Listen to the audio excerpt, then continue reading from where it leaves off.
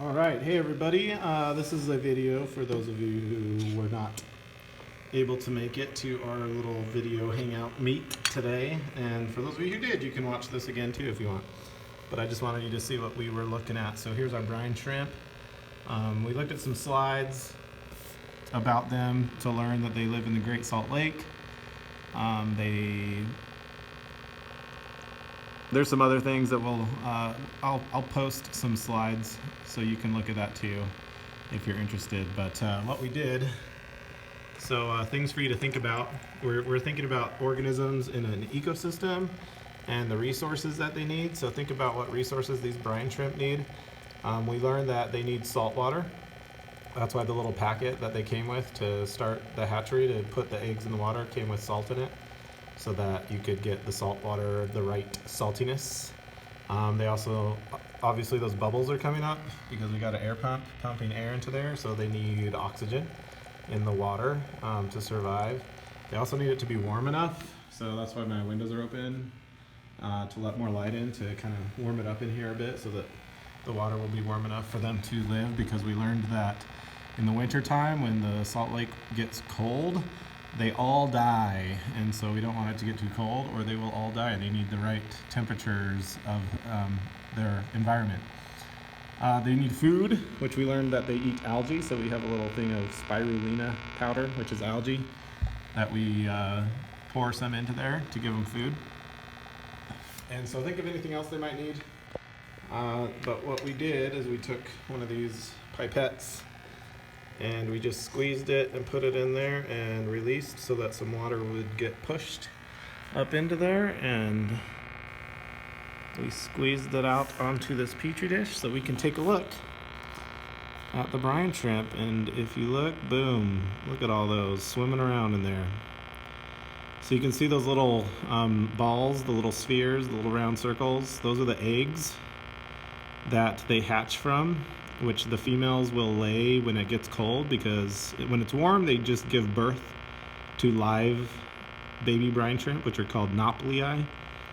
But when it's cold and they know they're going to die, they make these cysts, these little eggs, and they just drop them in the bottom of the lake, and they can sit there and not hatch until it gets the right conditions, till the water warms up. And I've heard that the ones that are in the bags that we used to put these in here, they can last years. I've had some of them for 3 years, and we put them in and they hatch.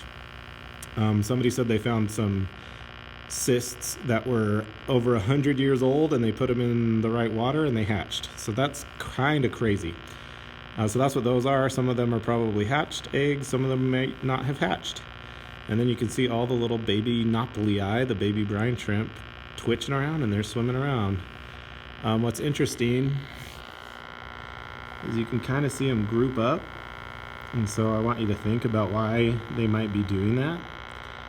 This can help you with your observations. If you want to fill out that last page of this week's packet, you can make some observations right now about what you see. Think about how many are in there. How many do you think are in that one drop of water we put? Look at all those ones gathered up in the corner over there. Why do you think they're all grouped up like that? You can think about this this week's information about interactions, about competition and mutualism and predation. Why do you think they're grouped up like that? Are they helping each other? Is it mutualism, or are they competing with each other to get food or maybe the right temperature water?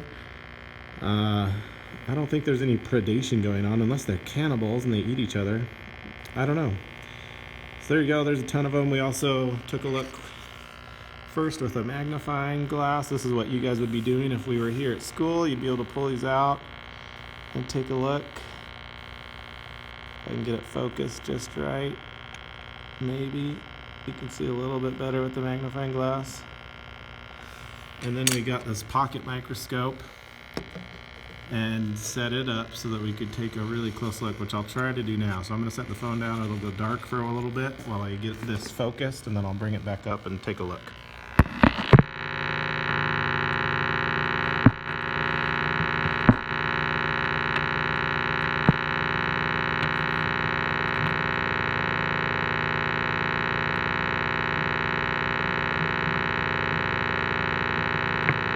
bit tricky to get them focused just right so that we can see. I was hoping I'd get to see some eggs.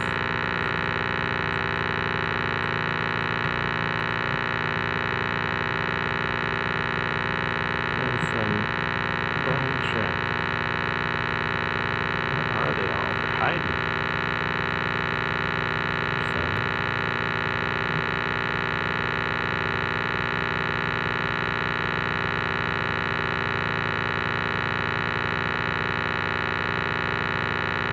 There we go.